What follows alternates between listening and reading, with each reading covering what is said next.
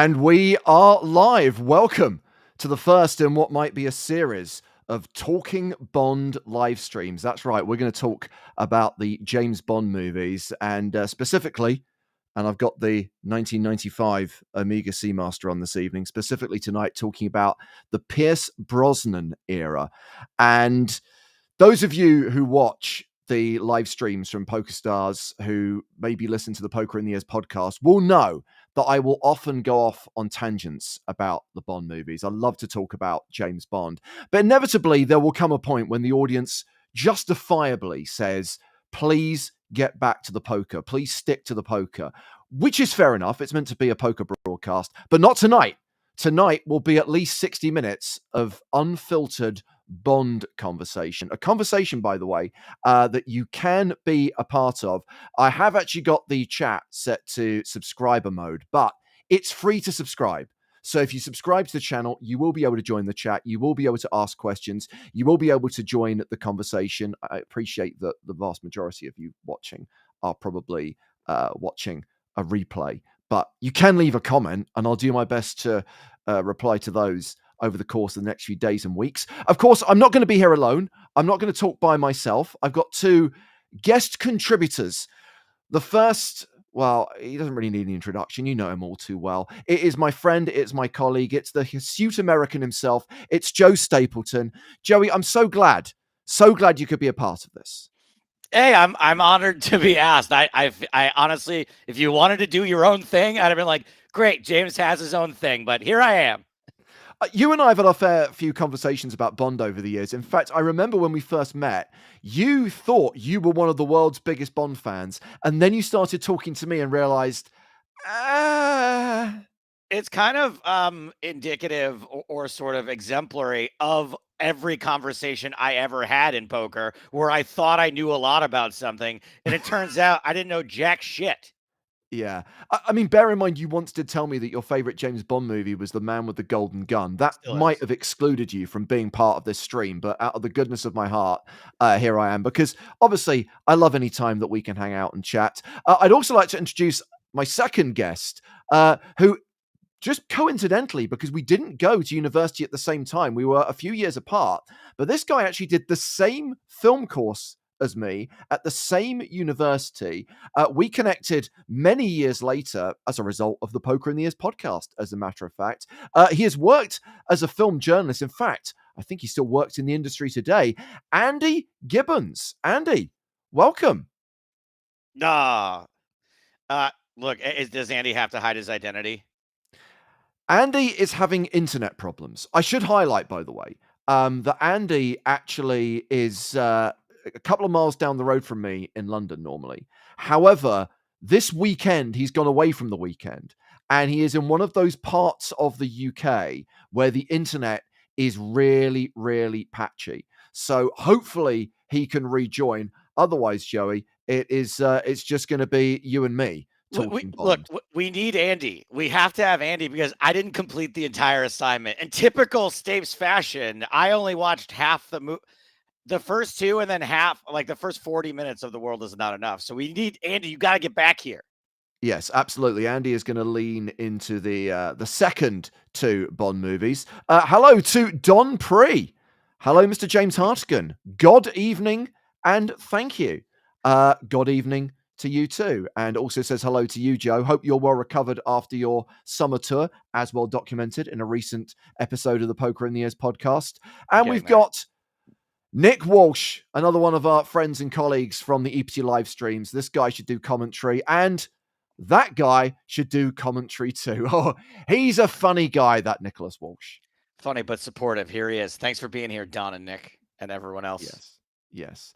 Okay, I think therefore I am, and I think, yes, aha! He's managed to get his internet working. He's back. Andy, hello. He's back, but he kind of seems like he's on one of those video calls from like a kids game show in the 90s. Oh, he's just got to get his audio working, and then he will be there. So the one thing I was going to tell about Andy, I can talk about him while he can't actually talk to us, is Andy actually got me into a screening of Spectre. I'm actually wearing my Spectre t-shirt this evening. I'm kind of mixing my bonds. I know this is a Brosnan discussion, but I'm rocking the kind of Daniel Craig era T-shirt. So Andy took me as his +1 to a screening of Spectre back in 2015. But Andy also very kindly gave me a copy of this book a few years back. Some Kind of Hero, the remarkable story of the James Bond films by Matthew Field and A.J. Chowdhury.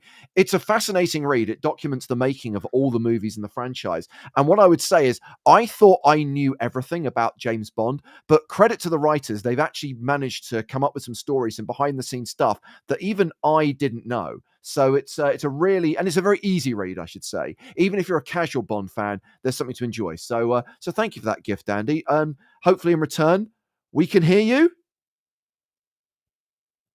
No, we can't. Not yet.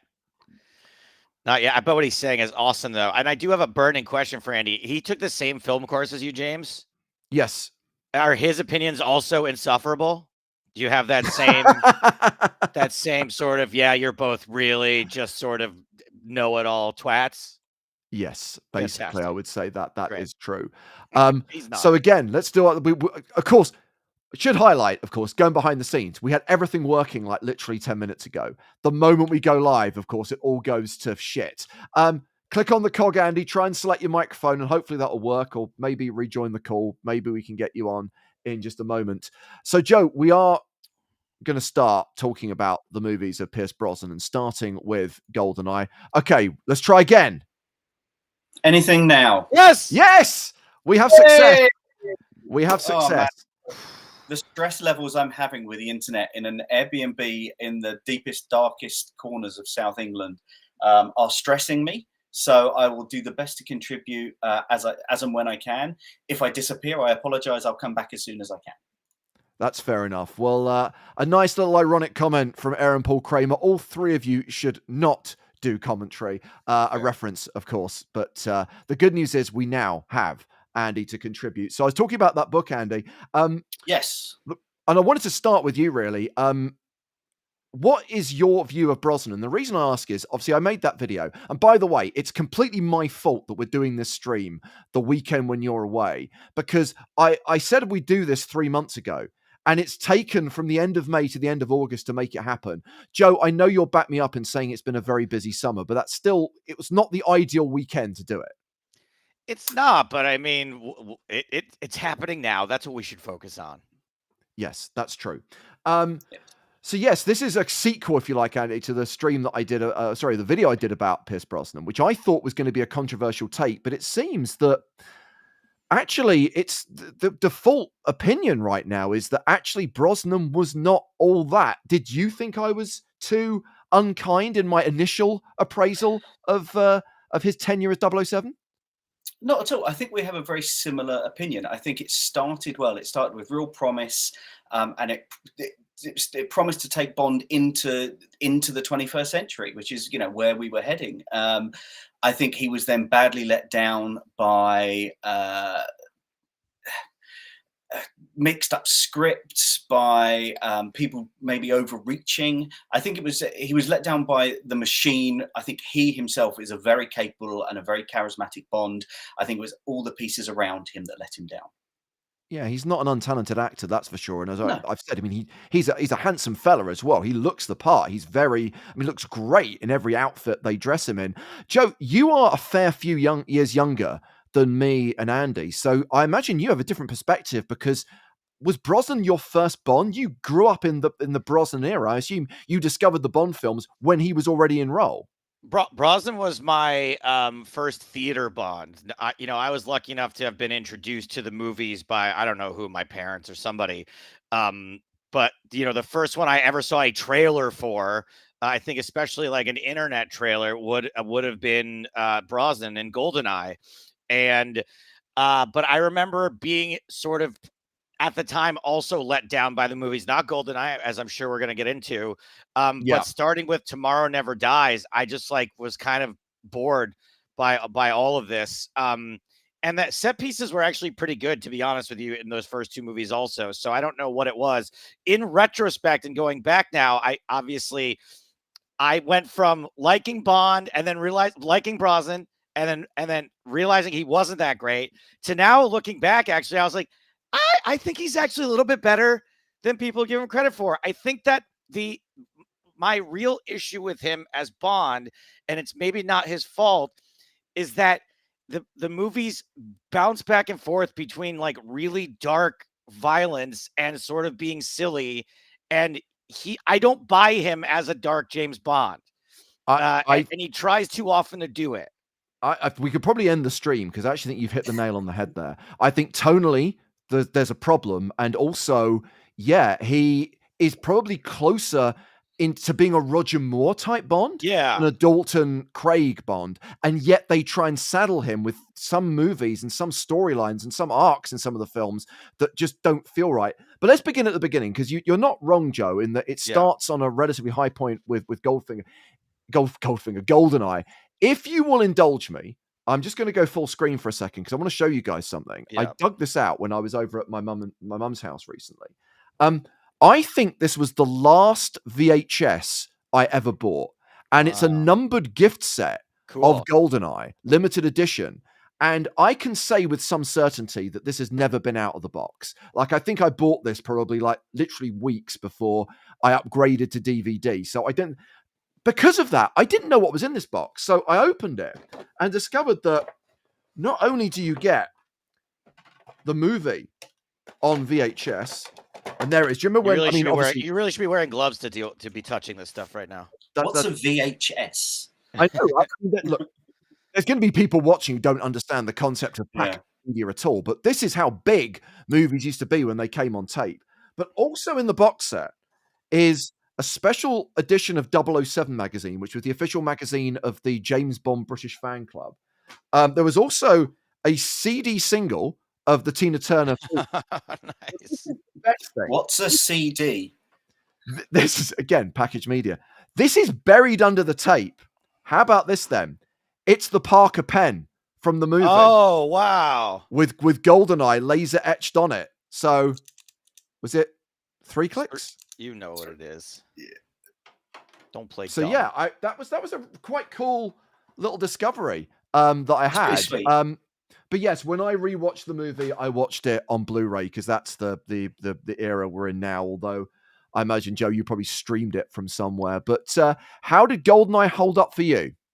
So I did stream it. I thought that all the Bond movies would be on Amazon because of the the MGM Amazon sort of ownership, but no, only Skyfall and GoldenEye were on there. So I did watch it on Amazon because it's a little bit easier. I did end up digging out the box set to watch Tomorrow Never Dies Later. But yeah, the parts of it I think that work really well.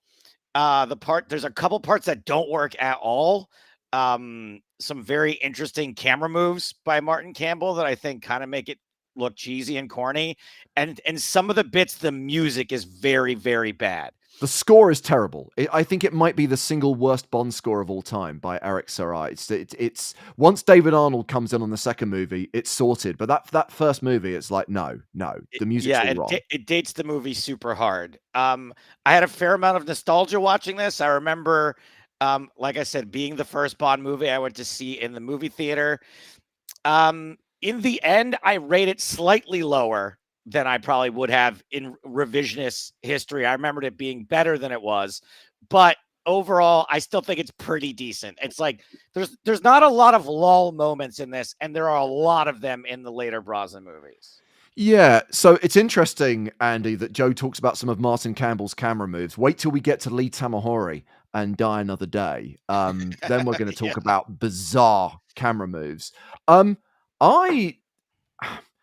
I actually got a little bit bored watching this. I think it's a little bit of an uneven movie. When it's good, it's interesting. But for me, there are periods in GoldenEye where it gets a little bit dull. How does it hold up for you, Andy? Oh, no, right when we throw to him. We throw to him. Lost him again. You know what? Yeah. Maybe that Airbnb he's at just got hit by the GoldenEye satellite ray. Yeah, but as far as Brosnan is concerned, I think how he's introduced is really cool, right? There's the bungee jump. And then we Awesome. have like the meetup with Taking the plane, 006. stealing the whatever to get the helicopter, whatever to get out of there. Yeah, yeah, All really cool. yeah. And then again, and I think this is something that I commented on, in the original video, which I talked about, is that there's a look in his eyes where it's like, I'm meant to be serious now. I'm meant to be going hard, but I can't go too hard because that's what Dalton did and everyone hated him. And he kind of feels the need to almost be undermining the more serious parts of the character. Andy, now you're back. You can comment on that. Again, I'm sorry. I'm going to keep apologising for an hour, but okay. So let's go back to stuff. I have a lot of goodwill towards GoldenEye. I still think it bangs as a Bond movie. I think it was a fantastic introduction for Pierce Brosnan, and I think it should have set the groundwork for him to be a really long and successful Bond.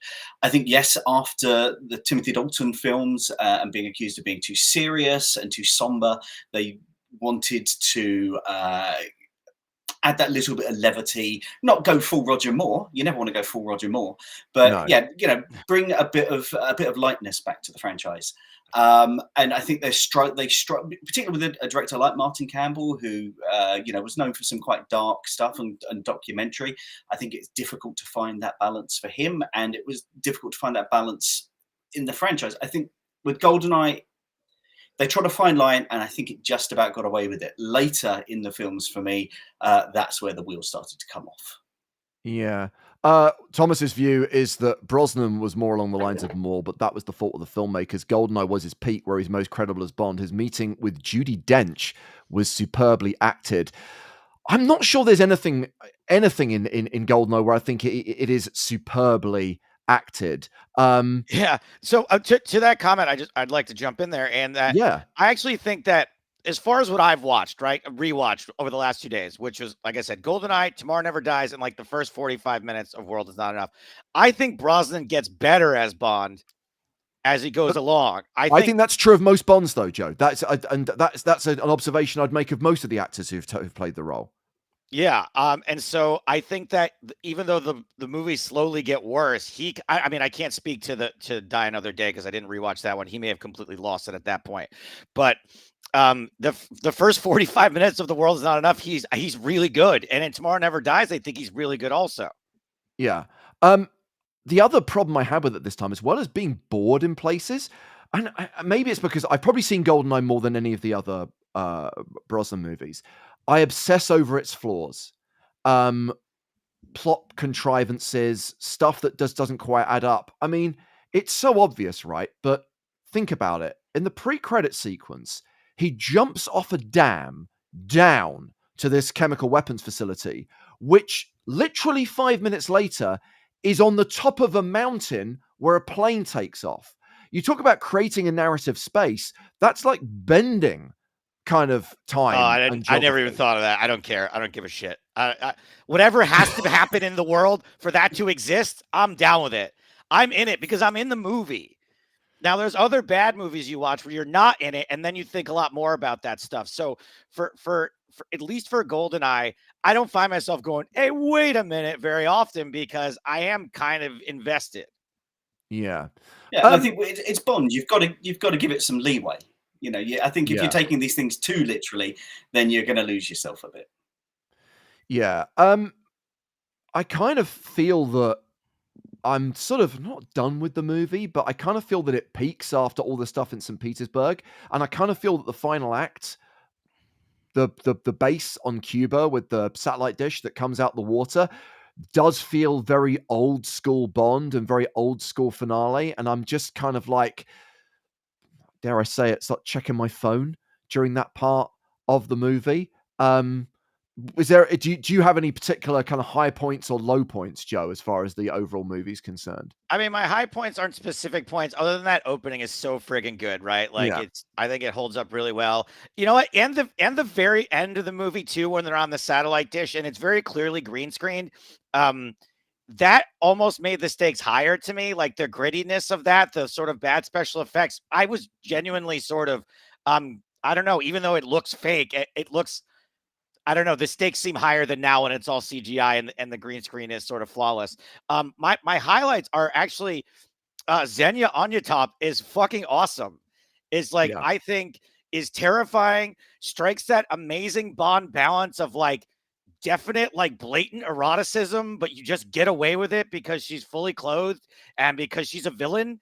That's something that's traditionally in the Bond movies. Like, wait a minute, they're not being this on the nose, are they? Yes, they are. And it works for this movie. So I think the villains are good. I think the like little twist at the end, even though you can kind of see it coming a mile away, is good. That it's 006. And the computer hacking element, I think, is also a fun element to have. You have Boris versus, is it Natalia, Natalia, who are sort of fighting each other also in this movie. I like Yeah. all of that stuff. I mean, that's a good point, Andy, is that a Bond really, the film is only as good as the cast, the actors, the characters surrounding Bond. And for the most part, it's a pretty good supporting cast and a pretty good array of villains in this one. Absolutely. I think Sean Bean, was a really good choice for Alec Trevelyan. And to have him competing against, another former 00, that's a lovely little twist. Xenia Onatop, I agree with Joe. I think she was fantastic. And what a way to launch the career for Famke Janssen. Really put her into sort of everyone's... that made her that role. There's no Jean Grey for her if she's not in a Bond film. I love the little appearance from Robbie Coltrane. There's a lot of, I think, as a Bond series, as a Bond film, it's very British. And I think the Brits get a lot out of it because there's a lot of cameos from actors that we know. There's even Minnie Driver has a little cameo as Coltrane's girlfriend. Yeah, so I say Bean as the villain, it feels like a very British Bond film, and I liked that. Interesting comment from Don Pre. Do you guys think we judge Brosnan more harshly now because we've become so used to Daniel Craig? As in, I thought Brosnan was okay at the time, but now I don't. I think there's a lot to this. And I think it goes back to what you were saying, Joe, about maybe he struggles with the more serious part of the character, or where the films try and be too gritty. It looks really bad when you compare it to the modern movies. My view is, I think the Brosnan movies will get better in time, because I think we'll look back at them as part of those old school fantastical movies, like the Roger Moore movies. They'll get grouped together with those. Mm-hmm. Right now, they feel more recent, whereas in 20, 30 years, the 70s and the 90s will be bundled together. And I think that these movies will sit quite comfortably alongside the likes of The Spy Who Loved Me and Octopussy. But moving to Tomorrow Never Dies, and I did dig out. I've never read this, by the way. I have the novelization of Tomorrow Never Dies, written by Raymond Benson, who took over the books from John Gardner in the 1990s. I actually really, really enjoyed this, having not seen it for a few years. And I'd always thought of Tomorrow Never Dies as being a massive step down from GoldenEye. But actually, I found this an absolute riot. And the one thing I'll say about this movie, Joe, which I didn't find with GoldenEye, is the pacing is perfect. Really good. I was never bored. It just goes set piece, set piece, set piece, location, location, location. And it's like, wow, I didn't feel that 2 hours. It flew by. So I remember writing a review of this movie from my high school newspaper. And I remember I went to a late showing, and it's probably the only time in my youth that I fell asleep at the movies. And I remember being really annoyed by how much fucking gunfire there was in this movie because even though Man with the Golden Gun's my favorite Bond, I always thought the best Bond was Goldfinger, and I think he fires his gun like once in the entire movie, in one scene. And so when now he's just got like an AK and he's just blasting off in scene after scene, I was like, oh, I would rather see a movie about a spy than I don't buy Pierce Brosnan as an action hero. He doesn't look like he can do any of the stuff that Bond is doing. Daniel Craig looks like he can do it. And also Daniel Craig, like the Bond that Brosnan, the lines he's given are the lines of a sociopath. And you don't really buy Brosnan as a sociopath. He looks too nice. We know too much about Pierce Brosnan. Whereas Daniel Craig, you're like, he's a fucked up dude. He's a fucked up guy. And that's why he can do all this stuff. I don't really, But so in Tomorrow Never Dies and watching it this time, the other thing is I felt like the villain being a person who wanted to control information was so silly, and there's no danger in that. Who cares? Who cares about a guy who writes newspapers being a bad guy? That's what I believe the thought word at is 17 years prescient. old. And now I'm like, oh, wait a second. That kind of is a lot more nefarious than I would have given credit for. He's still a cartoon and he's still fucking stupid, Correct. but it's way more menacing than I thought it was at the time. So I like this. I would have given this movie a 4 back in the day. And for a Bond movie, I'd kind of give this like a 7.5 or an 8 watching it in hindsight. Yeah, I think this movie has dated really well and now compares really favorably with a lot of other movies from that era. I agree with you, though.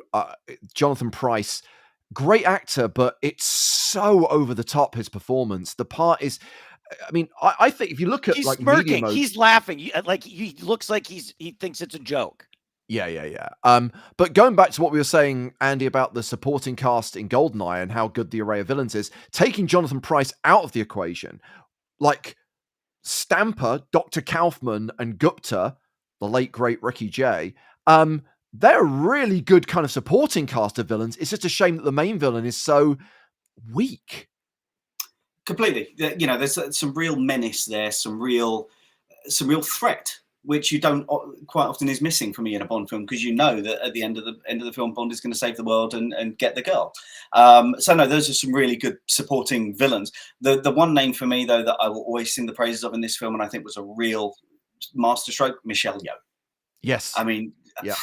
Wow. I mean, I know she'd come through the Hong Kong scene, and you know had was no stranger to sort of making films on the fly a bit. And I just might understand the production on this was a bit by the seat of its pants. The script wasn't always there, and I think that was an issue that Jonathan Pryce certainly had, and that may have contributed slightly to his performance.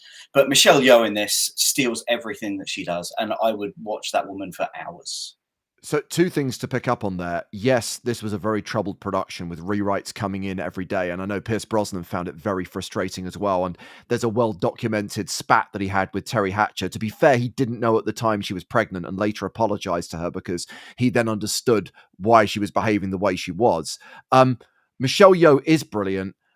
One of the things that does frustrate me about this movie is I do feel that the way that they get it on at the end just feels very forced and comes from nowhere. There's been zero kind of sexual chemistry between them the entire time. Maybe a little bit casual flirtation. The shower scene's a little bit going on there. But do you remember in Quantum of Solace where basically, you know, he works with Camille, right? But at the end they kiss and then they part. And it's like that to me was really kind of almost mature.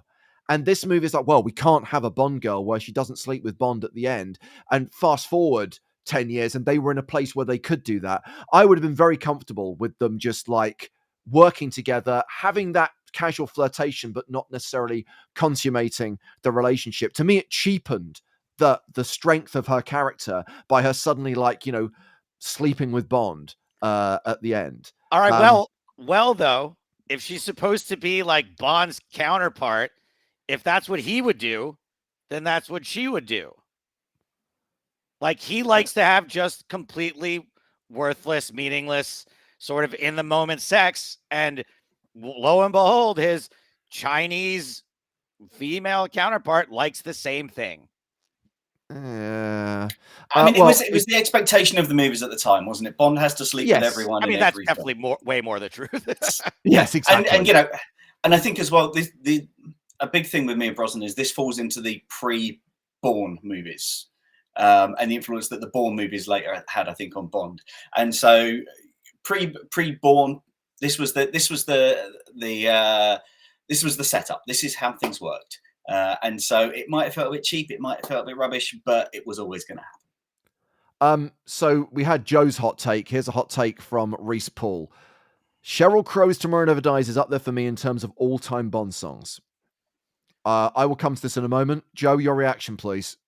Until I rewatched the movie yesterday, I would have laughed at that comment. But when I did rewatch yesterday, I was like, oh, I forgot this one's actually okay. Like, I don't top, but like, I find a lot of the Bond songs to be really fucking boring and stupid and lame.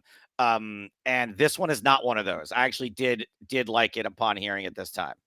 Are you a fan, Andy?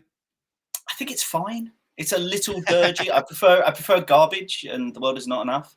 But I like Sheryl Crow. But for me, like Joe said, I think Joe didn't remember who this was. I think this is a little dirgy. It's a little forgettable. It's it's a bit like the film for me. Ooh.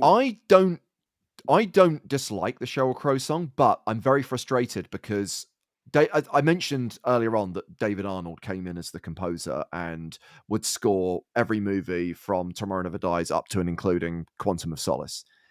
And David Arnold was a great believer, because he was a disciple of John Barry, that the title song should be weaved into the score as it was throughout most of the movies of the 60s, 70s, and 80s.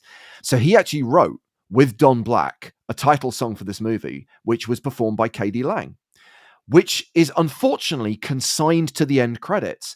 But if you listen to the score of Tomorrow Never Dies, it echoes the K.D. Lang song.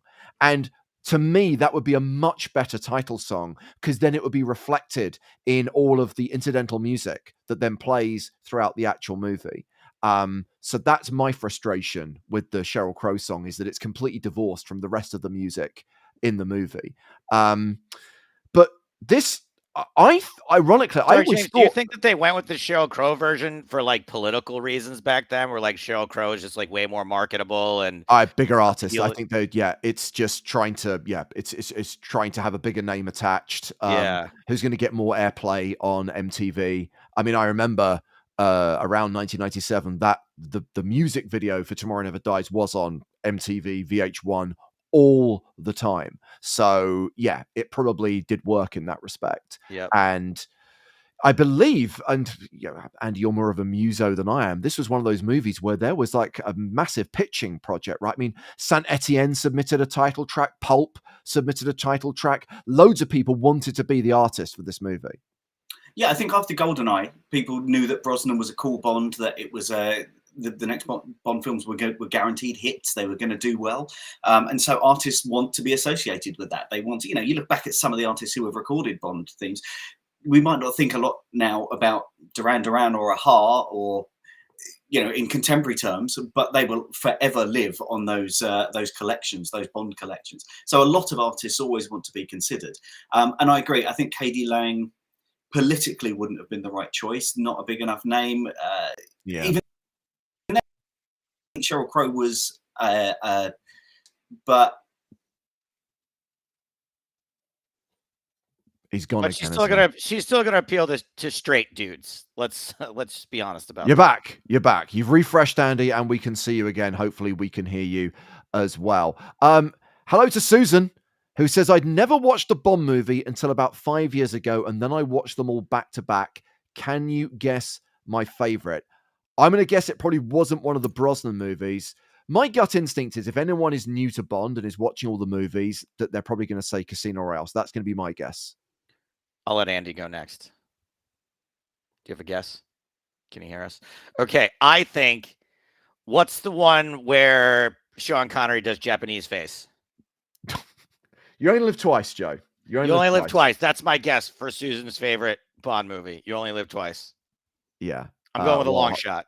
Okay, that's definitely a long shot. I'm going to say it's going to be closer to my guess than it is to yours, even if I didn't get it specifically bang on. But no, one thing I was going to say about Tomorrow Never Dies is at my memory of this movie is always that Brosnan didn't seem that comfortable. Just kind of felt less at ease than he did in GoldenEye. And on this viewing, I was like, no, he's actually really good in this movie. And again, helped by the fact that it's just a variety of great set pieces, not least that scene with the BMW in the car park is just a great action set piece. And also, I mean, that image of him laying back in the back seat with the thing in his hand is like a very iconic sort of Bond montage moment. I that image is emblazoned in my mind. I remember other reasons not liking it when I was younger that didn't bother me as much now. I thought the drill was very stupid. The sea thing drill. I just kind of thought that was dumb. I thought him getting eaten by it at the end was kind of dumb. And that in that moment, actually, right, is like a perfect example of why these are weird movies with Brosnan, because he's charming and likable and funny, and he looks like a kind man. And then he holds Jonathan Pryce face first into a fucking mangling machine that clearly would have been one of the most horrific things that anyone had ever seen or done in their entire lives. And you're like I get that Bond's not really merciful. Like, that's fine. I can get away with that. But like shooting a guy is way different than like pushing them face first into a grinder. Yes, yes. By the way, we were both wrong. Susan said it's Goldfinger, so actually you were closer because it was a movie from the Connery era. I thought it would be something Great a bit choice, more by the modern. way. Goldfinger is a great choice. It is a great movie. Thomas says, On Her Majesty's Secret Service is my favorite film, and I'm thankful they didn't try to set that title to music. John Barry's finest score. Agreed. Good shout, Thomas. But we are specifically focusing on Brosnan. And one thing, Andy, I think that goes missed in this movie, because everyone now looks at the halo jump that Tom Cruise and Henry Cavill do in the Mission Impossible movie, and to take nothing away from that because those actors actually did it. But the halo jump in Tomorrow Never Dies, I'd forgotten about, and it's actually pretty cool. That's a really good set piece, and it's not something I think anyone really knew about, or I think this was the first time it had been committed to film, and so to have a set piece like that, and it's not Bond set pieces. You think of explosions and glamorous locations. No, I can't remember how many thousand feet above the sea was, but 5 miles. They said he had to drop first, so that's a long ways up there. Yeah, it's Felix Baumgartner territory, isn't it? And no, I love that sequence. And it's an innovative way as well. It's not using trickery or gadgets to get behind enemy lines. He's just using a good old-fashioned parachute jump. Yeah. As long as we're talking about that scene, I would like to mention the Joe Don Baker appearances over the course of these two movies. Because bear in mind, he's basically set up as Bond's new CIA buddy, right? Because if bear in mind, these movies are meant to be part of the kind of continuity timeline. So after Felix had his leg bitten off by a shark in License to Kill, I guess he's on kind of like not on the active roster anymore. So now we have Jack Wade. And it does throw me, by the way, that Joe Don Baker is back, having played the villain in The Living Daylights. But it's not the first time that's happened. There have been actors who played multiple roles in Bond movies before. But yeah, he kind of rocks up. He's introducing GoldenEye, rocks up in Tomorrow Never Dies for 5 minutes, and that's it. He's then gone. Yes, but I thought that the use of him worked really well in both movies. It's a little hackneyed, like the first time when they meet in Russia or whatever, it's like kind of whatever. But I think by the end where he's of GoldenEye, where he's like, obviously, if you need Marines here in Cuba, we got you. Yeah. And then that minute, I thought it's a really fun scene, not just the halo jump, but them being like, does he have anything on him that identifies him as American? That's a great moment. Yeah, everything. And it's, to me, it's such a great portrayal of Americans, because I'm watching with my girlfriend and she's like, why is everyone else in uniform and he's in a Hawaiian shirt? I'm like, because he's CIA. Like, they don't have a boss. They just do whatever they want to do. They have limitless resources. They have the complete checking account of the U.S. government at their disposal. And I think they do a great job of showing how shitty, but also how well sourced Americans are at doing this stuff. Yeah, again, spoiler, because I'm going to flash forward a couple of movies. There was no real place for the character to pop up in The World Is Not Enough. But by the time we get to Die Another Day, Andy, Jack Wade has basically been replaced by Michael Madsen. Oh, I don't remember that. But yeah, this is Halle Berry's boss. This is Jinx's boss. Yeah, interesting choice. But I guess this was Michael Madsen. This was pre sort of the Michael Madsen I think we know and love. We don't love him anymore. He got arrested for like domestic abuse like last week or something. So I don't think we can refer to him as no and love anymore. Yeah, okay. I mean, I guess this was post Reservoir Dogs, just. Yes, it would have been. So yeah, I guess that maybe they were trying to Die Another Day we'll talk about. I have many feelings, and having Michael Madsen in it is just another one of those feelings. I think it's for me it's a terrible movie, and Michael Madsen isn't. There's no high point in it. While we're still on and Tomorrow Never Dies, so if they wanted, sorry, go on. just a couple of quick hot takes from Fifth Business, who says he wants to take over newspapers, TV, radio in 1997. Let him. I mean, he might be better than the current administration. Yeah. And this is a good observation from Secret Symphony. I hate Bond flippantly sending the car into the Avis office without a care for the people who may have been in there. Nobody ever mentions he may have just killed several innocent people.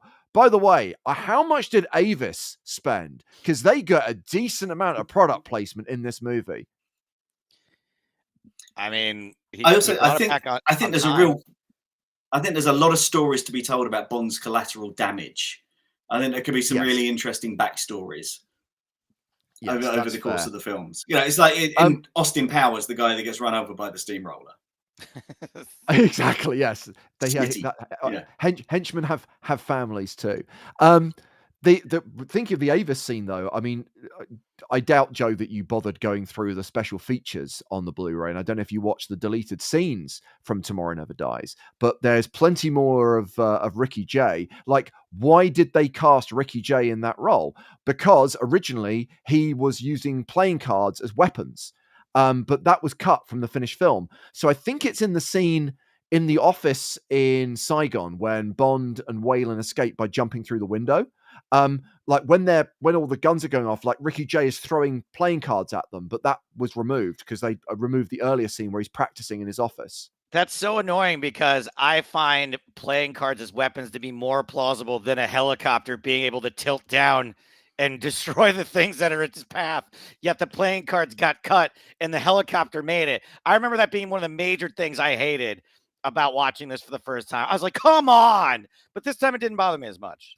So the other scene that's missing, you might have noticed in the Q briefing scene when Q is showing him the BMW and demonstrating the touchpad on the phone, that there's a wild cat in the background, because in the deleted scene when Q takes Bond out to the back of the airport, he opens a crate and there's a wild cat, and Bond goes, "Jaguar?" and Q says, "Wrong assignment," and then shows him the real car. And it's kind of like, look, I can give or take the joke, but it's really weird that you can see this animal in a cage in the scene and it's never actually set up properly. I did not. I missed it. I didn't catch that bit. I did catch Gerard Butler at the beginning of the movie, though. Gerard Butler, Hugh Bonneville, Pip Yeah. Torrens. I mean, there are so many young British actors on board one of these Royal Navy vessels at various points in the movie. I knew Always I recognized the name that. Hugh Bonneville, but what do I know him from? Paddington? No. Notting I just know Hill? the name. It's an easy to remember name. What's the thing with the house? The one that everyone watches? The TV Skyfall? show? No, the TV show. The House of the Dragons? Set in olden times. Oh, Jesus Christ. Ran for too many years. Written by Julian Fellows. Fawlty Towers? Someone's going to tell me in the chat. The Downton Abbey. He's in Downton Abbey. Okay, I got it. Yes. There we go. We got there eventually. That's probably what he's best known for. But yes, he has a small role in Tomorrow Never Dies. But yeah, despite its flaws, and don't get me wrong, I'm going to just give a shout out to Alex, who was the first person Nice job, to get that it was Downton Abbey. He is the Lord. It's despite its flaws, I really enjoyed Tomorrow Never Dies. Dare I say, I probably enjoyed it more than GoldenEye, but I think that came from a perception problem. Expectation was high going into GoldenEye, and it didn't meet it. Expectation was low going into Tomorrow Never Dies, and it kind of like exceeded what I was expecting. That's exactly what happened for me too. I remember really loving GoldenEye and it being like, oh, okay, it's not quite as good as I remember, and really hating Tomorrow Never Dies, being like, you know what, that was very watchable. Yeah. Susan wants to correct you, Joe. It's Downton Abbey, not Downtown Abbey. The No, Abbey is not I downtown. watched the urban version. It's Downtown Abbey.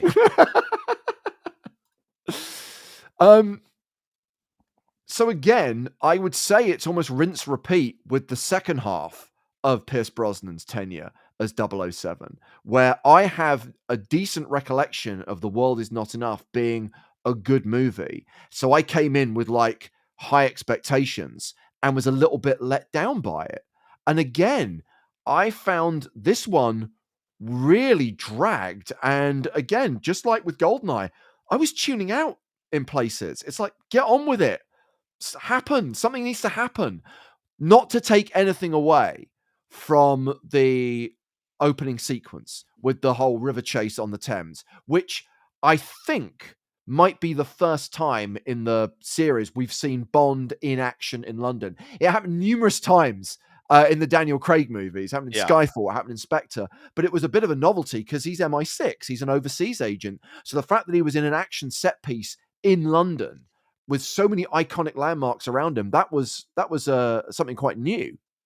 Not just new, but well done, practical. It's something that I always really liked about the Bond movies is the practical effects. It's part of the reason why Man with a Golden Gun is my favorite, because they do that car jump over the river where the car twists in the air and lands on the other side. Like, that's a really cool stunt. Like, I don't care what year it is. That's phenomenal. And there's a couple of scenes, there's a couple of shots in this boat chase where you're like, I think the boat flipped right after they cut this, but it doesn't matter. It doesn't matter, man. That was awesome. It was really, really cool. Yeah. By the way, I agree with you. That stunt in The Man with the Golden Gun is impressive, ruined by the slide whistle. Yeah. And right. that, to me, that is something that dogged the Roger Moore movies, is that they were always kind of like, almost like defeating themselves in terms of their ability to, is that a change of location, Andy? He's no longer, he seems less in a cabin now. Can you hear me okay? Yeah. We can hear you, yes. Let me, can anybody hear me? We can hear you. No. We can see you looking out over a balcony. Me. Somebody needs to send Q to this guy's house. Now let me see if I can turn my camera around. And can you see me? I've gone onto the mobile, and I'm now seeing if I can. Let me see if I can. What if we just saw like a can I go this out there? Yeah, absolutely. Man, I'm so sorry about this, but you know what? Maybe I'll just go audio. Just stand on the other side of it. There we go. Yeah. Now we can see your face. Oh, now we can't. You know. I'll turn it. Put me audio only. How's this? There we go. Okay. There we go. We now have a pulsating A whenever you speak. Oh man, how's that? Any better? Now we've got you. Now, James, I feel like I'm making a mockery of your live stream, and I apologize. I'm just glad it's not me. I have to say, Susan would know better than anyone, but Andy is related to Fenton. All right, and anyone who's familiar with the many no, I may have to bail on you guys. I do apologize. That's okay, Andy. You can come back for Her Majesty's Secret Service. Andy Gibbons will return. Just as James Bond will one day return. Yeah, so The World Is Not Enough. I think this is interesting because this is the first movie where they had Purvis and Wade, Neil Purvis and Robert Wade were brought in as writers, who would subsequently write at least the first draft of the screenplay for all the movies up to and including No Time to Die. And people are wondering whether they are still going to be writing the next movie whenever they decide what direction they want to go in. And they clearly had aspirations to try and get back to a bit more of the kind of Fleming grittiness, try and get back to a bit more of the kind of I guess what kind of true Bond is. And this is where it sits uncomfortably, is that Brosnan is at odds with that. And even the scenes with Elektra, which for the most part work quite well, his kind of like, his interactions with Sophie Marceau, he still just seems a little bit not at ease anytime the movie's pushing towards drama rather than towards action. And it's a real contrast with Tomorrow Never Dies, which is all action, and suddenly a movie which is trying to be about character and plot. He just looks a little bit lost, which is weird because he's not a bad actor. Yes, it is very weird. And I guess like to his credit, it's great that he's gone on to shake this, right? Like a lot of actors never, they get typecast into a role like this, and it is hard to look at him and not see James Bond, but then you see how much better he is at playing other characters who aren't James Bond. And I'm very happy for him that he was able to escape this and have a career as an older man after all this Bond stuff. So yeah, like I only caught like maybe the first 45 minutes to an hour of this one. It has that, I think and I'm not going to blame the screenwriters, but I'll just say one of the mistakes of the filmmakers is like constantly trying to do different things, which I know is like a noble endeavor, but like the paragliding snowmobile things are just kind of goofy. Like just give me like a regular chase scene. I know that you're like, okay, in GoldenEye, we did trains and we did helicopters, we did plane, and then we did, what can we do that's different? Like snowmobiles with parachutes attached. And it's like, yeah, you could probably just like go back to a car. We'll be fine. So here's the key question. We can't see him, but can we hear him? Andy, are you there in audio format only? No. Because I was going to ask him whether he struggled with following what is going on in the pre-credit sequence and what the setup is. Because I think that by trying to have the scene in Bilbao, the briefing in M's office, and then an extended action sequence, and try and keep all that to around 20, 25 minutes because it's the pre-credit sequence, they've almost pared it down too much. I'm like, what's going on? So he's in Bilbao to get this money. Where's the money come from? What's this thing about a report? And who shot the banker? Like, who shot the guy through the window? And now he's back in the office. And what happened? And they blew him up. And now there's a boat chase. And I can protect you. I'm lost. And I think it's clear to me that a lot of the exposition was pared down to keep that opening tight. But as a consequence, I get confused. I love the chase sequence. I'm like, oh, I'm enjoying this now.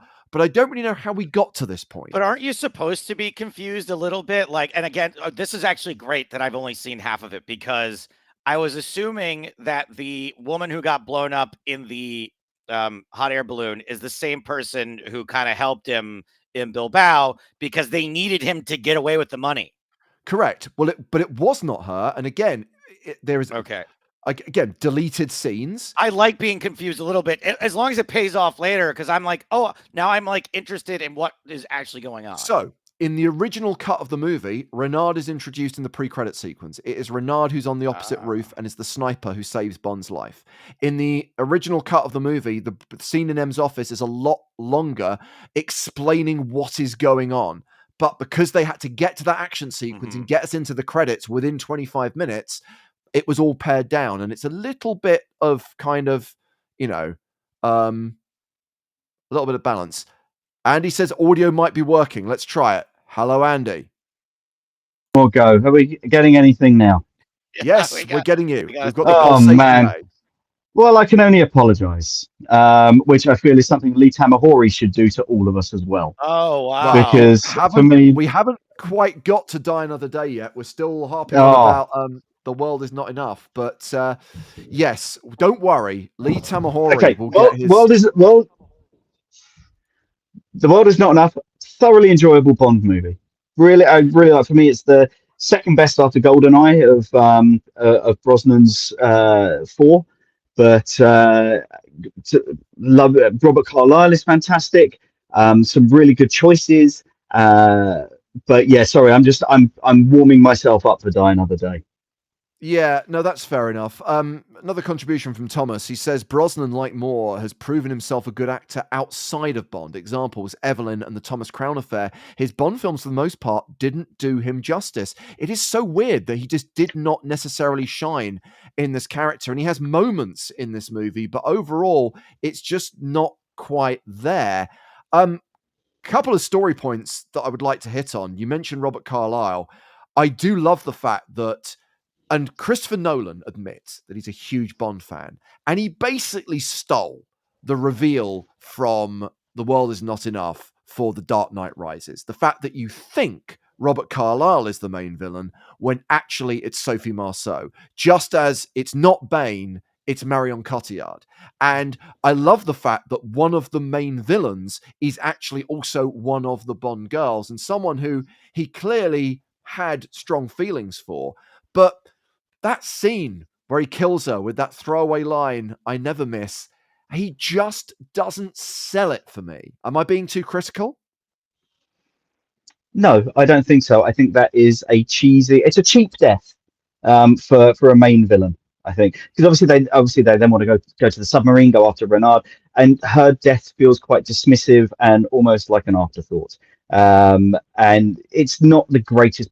I think Brosnan's performances as Bond, he does the suave stuff very well. He doesn't do the bastard stuff well enough. Yeah. Yep. Yeah. I agree with that. That's very, So- very, very fair. So am I right? in And sorry, saying, just by the speaking of way- Christopher Nolan as well, I would say he's still. Sorry, I'd say he stole one other thing as well for the Dark Knight Rises, and that is the very opening scene where Bane steals a plane midair, which he clearly stole from the beginning of License to Kill. License to Kill. Yeah, good point. Good observation. So this entire plot, by the way, hinges on the Stockholm syndrome. Well, no, you're meant to think it's Stockholm syndrome, but actually she turned him. Okay, great. Yes, she was the Perfect. powerful one in that relationship. Cool. One other thing I would highlight: the kind of M kidnap plot is loosely lifted from Robert Markham, who's actually Kingsley Amis. It's a pseudonym. This is Kingsley Amis's Bond novel, Colonel Sun, which I strongly recommend. It's one of the best Bond books not written by Ian Fleming. But yeah, it's Denise Richards. I have no problem with her, but the character does not work for me at all. And just the ending is cringe-inducing. Okay, so I did not rewatch this, and I remember the ending because that's how that line, right, about Christmas, right? That am I thinking Yeah. of the way? Yeah. My God, holy shit! Like the whole audience. This was the '90s. People were into this kind of thing, and I remember being in the theater. The whole audience went, "Oh," when that line happened. Yes, yeah. The final thing I would like to say about The World Is Not Enough is it does give a fitting send-off to Desmond Llewellyn, and they weren't to know that he would die within months of this film being released, but they obviously knew that he was getting on and might not be able to continue in the role. And even though his handover to John Cleese is a little bit naff, and again, I don't think John Cleese is particularly good in the next movie, that scene though, where Bond is like, "You're not retiring anytime soon," and the way he just disappears on that kind of like low, it can't help but bring like a lump to my throat. It's like it's a really kind of good goodbye to a character who has been there almost since the very beginning and has run through 5 actors' reign as 007. It's one of the highlights for me of the movie. Whereas It's actually one of those scenes I think that, like, we talk about the tonal struggle and that it's really dark at times and then silly at others. I would always have a carve out for the Q scene. yeah, that's fair. That That's doesn't fair. bother me. I'm like, okay, this is the comic relief, sort of lighthearted. Everyone, look, we're all boys. We're all just like, ooh, what are the gadgets going to be in this one? It's hard to have a Q scene that didn't deliver in some way, and that one, of course, is I agree. It's emotional. It's really well done and emotional, and the right amount of silly. Like, where's he going? How's he? Yeah. How's he dropping into the floor? Yeah. So Secret it Symphony says- says, I think the twist of Elektra being the villain was all too obvious and it was done much better in The Dark Knight Rises. I would not disagree that it was done better, but I did not necessarily see it coming. And I do think that even when you start to question her motivations, I think the assumption is that Reynard kind of is the powerful Puppet force there. master? That he's the that he's the master there. Or as Joe said, that it's Stockholm syndrome, whereas actually no, she's very much the one who's in control. Well, Andy, you'll be thrilled to know that we are coming on to Die Another Day. So interestingly, little side story. I actually got to go to the launch of this movie. I was working as a film journalist at the time in early 2002, and they held the launch event at Pinewood. It was the 50th anniversary of 007, and I got to meet Pierce Brosnan. And fortunately, I had on me my GoldenEye DVD, and I don't know if you can see there on Pierce's forehead, but I got Pierce Brosnan to sign the cover of my GoldenEye DVD. So professional. Yeah, and I have. This was also the first film where we get the Bond on set books by Greg Williams, and no matter how good or bad the movies might be, these behind-the-scenes photograph books, and the one for Casino Royale is just as good as well, are really fascinating. Seeing, catching the actors in down moments, and there's a great picture in that book of Halle Berry on the morning that she learned she'd been nominated for an Oscar. So the movie was launched there, and they took us on a tour of the 007 stage where they had built the Ice Palace set, and it was actually being rebuilt. It had been built, and they decided late in the day that they would have a car chase in the Ice Palace. So they were then rebuilding it and reinforcing it so it could hold the weight of cars going around it. And obviously, they had Pierce Brosnan posing by the Aston Martin. That's right. After 3 years of BMWs, Bond was going to be behind the wheel of an Aston Martin again. And they revealed some members of the cast. I thought, this could be really good. And I think it was probably the most disappointed I've ever been. Wow. In your life. Maybe Spectre. I was slightly more disappointed. Yeah, I would say Spectre probably more so. I want to hear Andy's take on this because he's been champing at the bit. But my one thing that I will say about it, because I didn't rewatch it, don't have a lot to say, is I remember walking out and being like, that was okay. And then everyone telling me how wrong I was. So that was my opinion at the time. Well, you might be surprised by what I have to say, but Andy, yes, go for it. Die Another Day. Unleash. Well, Joe, I'm afraid I'm going to join that chorus because my God, what on earth is this? I know Lee Tamahori has said that he wanted to make a film that was they wanted to compete with the Hollywood blockbusters, wanted to become the big, the next level big screen franchise. And it just turns into a cartoon. My God, there are some good sequences. The Ice Palace, the car chase on the ice. These are good sequences. But then when you factor in things like a completely invisible car, the first CGI sequence of the paragliding down the glacier and the ice there, the technology wasn't there. It turns Bond into an absolute parody of itself, to the point where it's almost Austin Powers-ish in places. And I came out of this film just praying that they would overhaul, because it had taken Bond. This goes beyond Roger Moore. I'm not the world's biggest Roger Moore fan. I like my Bonds down and dirty. I like them with a bit of edge. And this was just absolute crap. Face-altering DNA and the terrible beard that they're stuck on Bond for his captivity in North Korea. A super weapon that shoots some heat. Okay, admittedly, it could have caused some damage, but I just remember coming out. Exactly, it's Austin Powers, and I just remember coming out of the screening I'd been in, and after I'd enjoyed The World Is Not Enough, and just thinking, my God, what have they done? Lee Tamahori, I think Once Upon Warriors, he made some great films.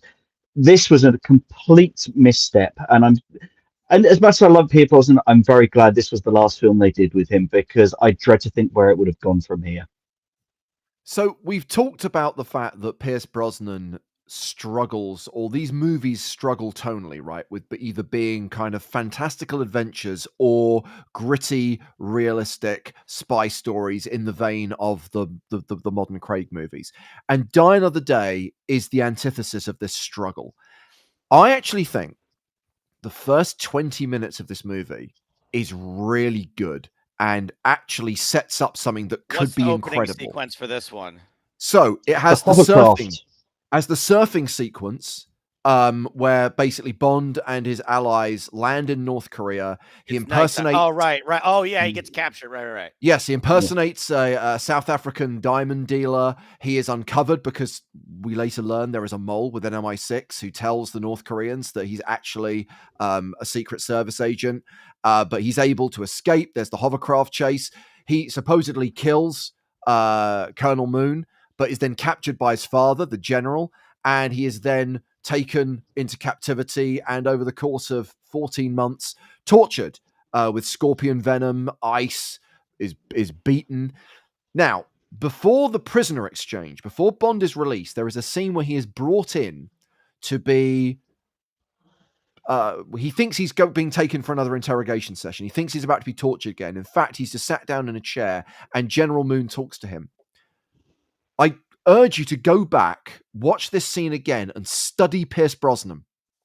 This, for me, in a single scene, is his best performance as Bond because he genuinely has fear in his eyes. He is shaking, and here is a man who is mentally and physically affected by the fact that he's been in captivity and been tortured for all this time. And you're thinking, oh my God, like Bond is wrecked, Bond is destroyed, and he's also facing his mortality because he thinks they're going to take him out and shoot him, but they don't. He's part of a prisoner exchange program, and he's then sent back to MI6.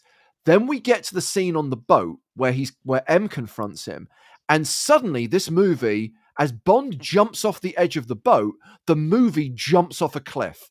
And any attempt at verisimilitude, any attempt at dark, any attempt at gritty or realistic is gone. And then we have the stupid scene where he walks into the swanky hotel in Hong Kong in his pajamas, and there's people going, he's not even wearing a tie. And someone goes, standards really are falling. And then all it takes is a filler shave product, because again, it's a Bond movie, there has to be product placement, and he's good as new. And that sign that maybe he's been affected by what he's been through in this North Korean prison is gone. And then we are into, to echo your points, Andy, ludicrous territory with people able to change their physical appearance and voice and appearance through DNA replacement, the giant laser. Everything about the movie after that is ridiculous, but it starts off so promisingly. And I'm thinking, is this the moment when finally Pierce Brosnan's going to make a Dalton-like movie? No, it goes wrong so quickly. Well, the lady in the hotel was right. Standards really did drop with this one. It's it's like bringing in the face-off machine with this. Genuinely, I will go back and rewatch the first 20 minutes because I've kind of got a bit of a blind spot with this film now. Even the Madonna cameo, my God, how wooden can one person be? Okay, you're trying to submerge yourself in a Bond movie, and then suddenly it's Madonna, and you're completely taken out of everything again. So yes, correct. So Andy, how do you feel about the rubber masks in Mission Impossible? Well, they're tools. Those are more physical changes. DNA replacement. Absolutely. And they're a long-established thing in the Mission Impossible universe, so I can kind of go with those a little bit. But DNA and gene replacement therapy that changes your complete appearance and voice, Jesus Christ. Yeah, it's by the way, I don't know if you know, but that scene in the hotel in Hong Kong, that Michelle Yeoh was meant to make a return appearance. She was meant to be like the Chinese Secret Service agent that Bond uses to connect him to Cuba and then to the clinic. By the way, this movie clearly has something against South Africans, because there are two really horrible characters in this movie. There's the diamond smuggler at the beginning, and then there's the clinic patient, who are both South African and utterly obnoxious people. But yes, the movie does not have many high points. Rosamund Pike is fine. Toby Stephens is terrible, arguably even more over the top and hammy than Jonathan Pryce was in Tomorrow Never Dies. Talking about Madonna's cameo, Andy, that scene in the club, this is meant to be like some swanky private members club. No one seems to bat an eyelid that these two guys are wrecking the place while trying to kill each other, not with fencing swords, but with actual scimitars. Well, I guess the wealthy, entitled, middle-aged white men are doing whatever they want to in this place. Yes. So they could probably pay the bill. But from what I understand, Madonna's had her own people coming to write her lines for that film. She didn't take the script. Someone came in and wrote these lines for it, and I think it was the person who sort of wrote her album notes. Again, this is from something in Matthew Field's book. And if that is the case, good God, don't ever give that person a job in Hollywood, because those lines and the way they're delivered are just intolerable. Yes, not great. More on dialogue in a moment. Great observation, though, from Secret Symphony. I always find it funny that the new Invisible Car's first mission was in snow, where everyone could see the car tracks. That is rather subtle criticism compared to the rest, but it's a very valid criticism and a very valid observation of the stupidity of that particular gadget. There is a lot of really crass innuendo in this movie as well. We have the really weird, I'm not going to even call it seduction scene, but it's the kind of fancy a fuck scene where Bond meets Halle Berry in Cuba, and they're like, yeah, so what are you doing tonight? Nothing. Fancy a shag? Yeah, let's do it.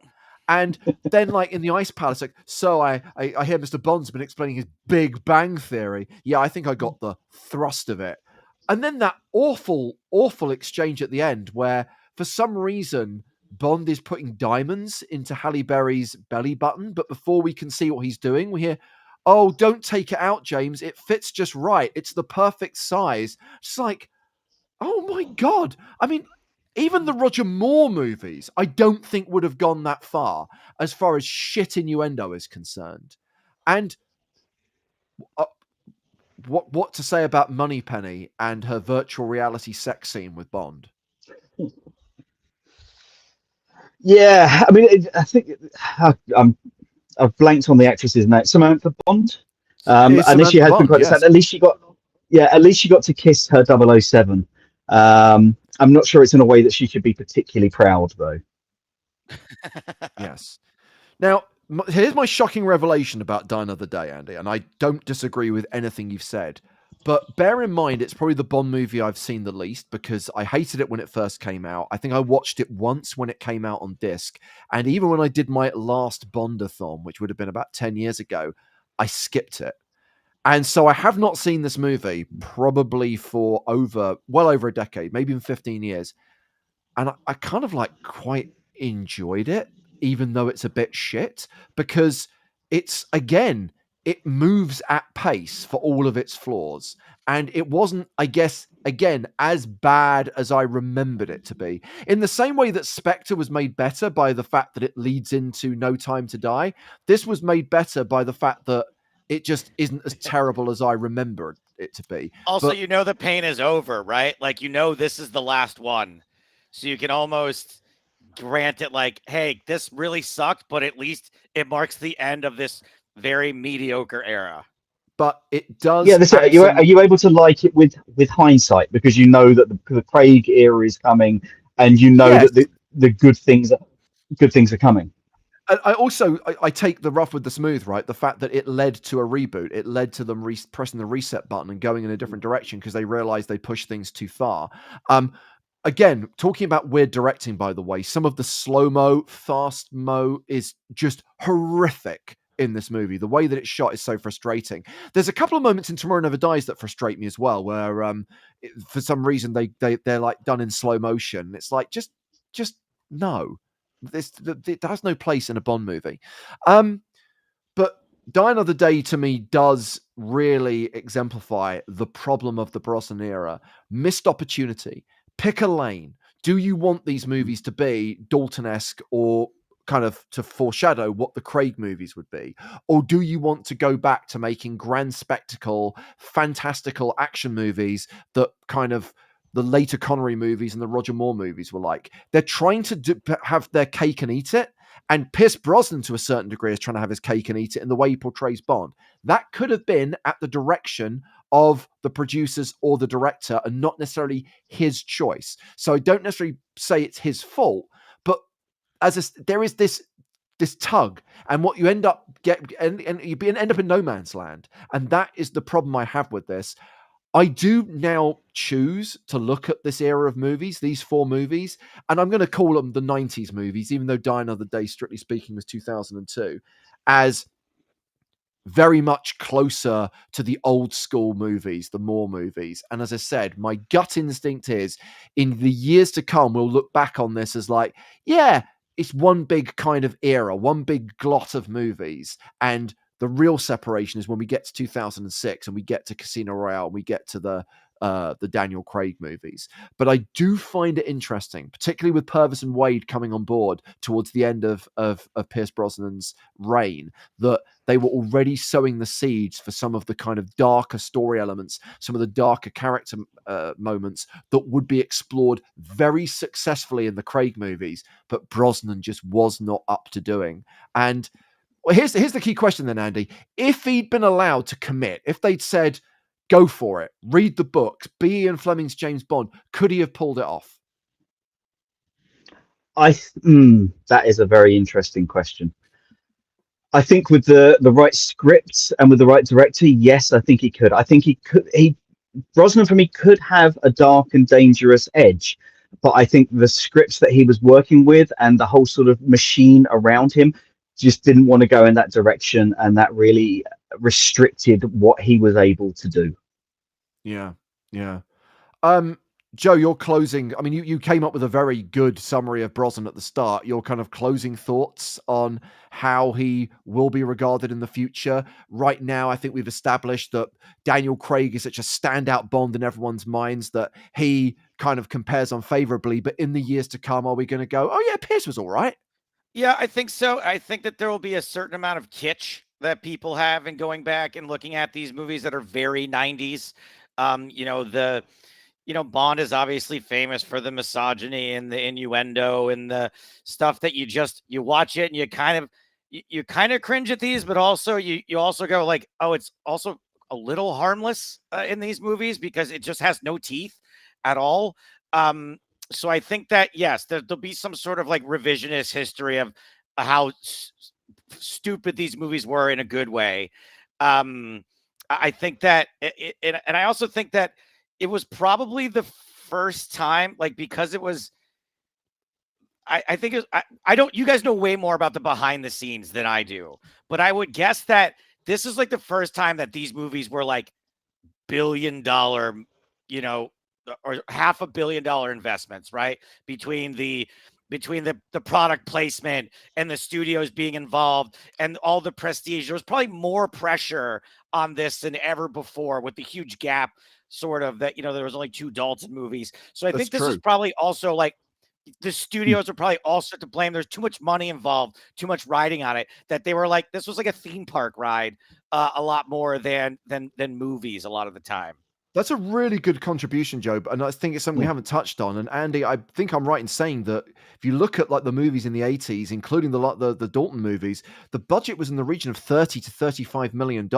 Once we get to the Brosnan movies, Joe's not wrong. We're talking 150 million upwards. They tripled, quadrupled the budget for these films. So they had to play it safe in that regard. Yeah, I think Joe's made a really good point there. I think that these films were a victim of GoldenEye's success.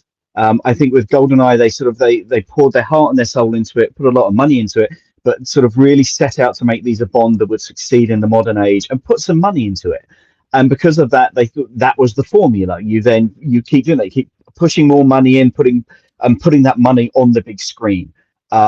Unfortunately, I just don't think they they then really knew how to do that. I think there was a lot of missed opportunity and a lot of money thrown at the screen without a great deal of consideration about how it worked or where it landed.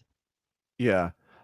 Before we go, I am going to present the Alan Partridge Award to Thomas Chaco, who says Halle Berry coming out of the water in a white bikini. We older Bond fans were not impressed, even in slow motion. Ursula Andress nailed it back in 1962. To you, Thomas, I say, stop getting Bond wrong. Halle Berry was wearing an orange bikini in Die Another Day. Thomas just probably doesn't see color. Joe, Andy, thank you very much for being part of this. I appreciate we've gone well over an hour, but to be fair, we did have an entire actors era, 4 movies to talk about. If we do Talking Bond again, I think we should just pick one movie and stick to that. So maybe we should pick something from like the 1960s and see how that's held up. Maybe the one. Yeah, go for it. You know that I have still never to this day seen On Her Majesty's Secret Service. Andy says it all. With that gasp, Andy says it all. Right. Well, we know what's next. And I promise next time. And I promise next time we do this, I will be at home in my cabin with a solid Wi-Fi connection and Ethernet plugged in. Yes. And hopefully it won't be 3 months between me saying we're going to talk about On Her Majesty's Secret Service and us actually talking about On Her Majesty's Secret Service. Thank you, Secret Symphony. I hope you did enjoy it. We'll do it again soon. Talking Bond will